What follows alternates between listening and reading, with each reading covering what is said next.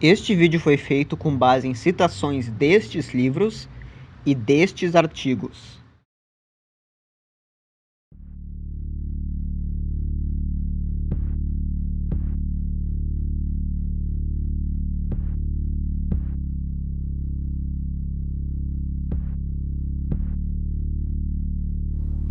Ao longo de 6 anos, essa guerra civil na Síria se transformou na maior crise humanitária da... A guerra civil na Síria se transformou em uma das maiores crises humanitárias da... A Turquia intensificou a ofensiva militar no nordeste da Síria.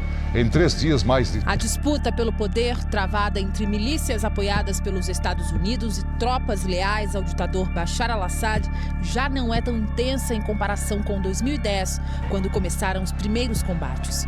Entretanto, o principal motivo dos combates é o mesmo: o controle do país.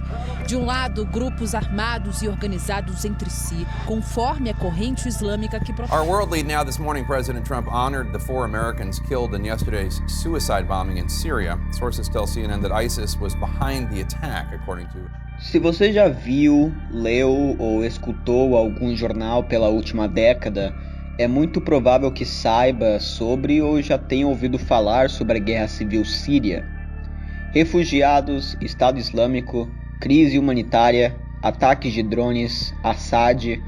Estas palavras-chave são as que ficam na mente de muitas pessoas sem necessariamente compreender o que elas significam ou o contexto em que elas estão sendo ditas. Para de fato entender o conflito, seus motivos, seus participantes, entre outras informações importantes, é preciso dar uma olhada no passado, na história moderna da Síria e do contexto que levou ao conflito que vemos hoje.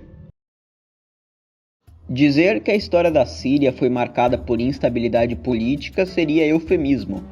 A derrota síria nas mãos de Israel na Guerra Árabe-Israelense de 1948 levou a Síria sofrendo um golpe de Estado nas mãos do coronel Hazim al-Zaim, até que este golpe foi derrubado por outro golpe orquestrado pelo coronel Sami al-Hinawi, até este golpe ser derrubado por mais outro golpe orquestrado pelo coronel Adib Shishakli.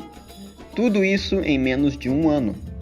Até que Shishakli foi derrubado por outro golpe de Estado em 1954, este golpe que viria a restaurar o parlamentarismo na Síria. Mas apesar da promessa de democracia, o poder ainda ficaria altamente concentrado no exército. Assim como em outros países árabes da época, a Síria passava por um período de radicalização da política, com a formação de movimentos nacionalistas, socialistas, minoritários, que se tornavam cada vez mais radicais e populares conforme a economia da Síria passava por uma crise e o sistema parlamentarista se mostrava fraco para muitos em sua missão de manter o país unido e funcionando.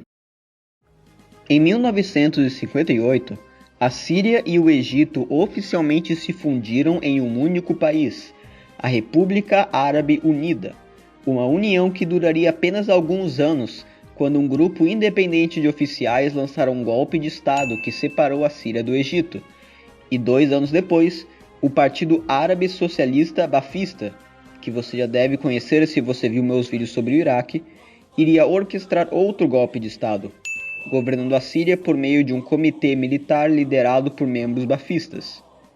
3 anos depois, este comitê militar iria realizar outro golpe de Estado, prendendo o presidente sírio e apontando Nureddin al-Atassi como o chefe de Estado da Síria.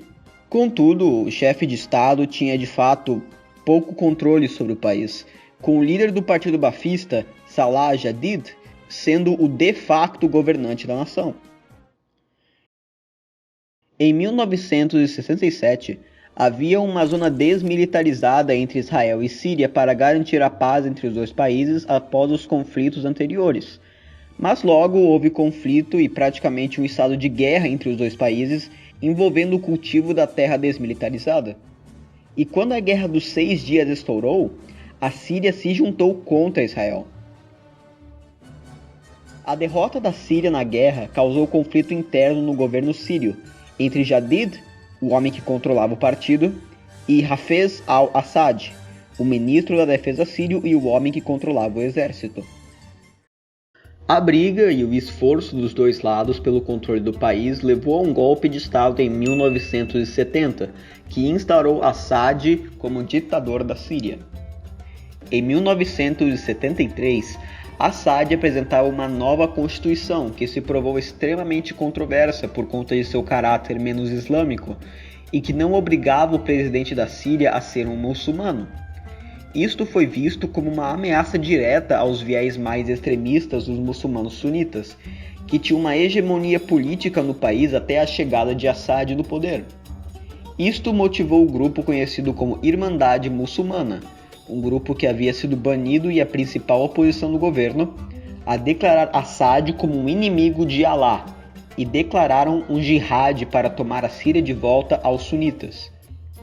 Isto resultou em uma onda de ataques terroristas, assassinatos de oficiais e soldados fora de serviço, que só terminaram em 1982, quando o exército sírio realizou um ataque na cidade de Hama para conter uma tentativa de revolução islamista, que foi um sucesso em acabar com a Irmandade Muçulmana, mas que resultou na morte de dezenas de milhares de civis no processo.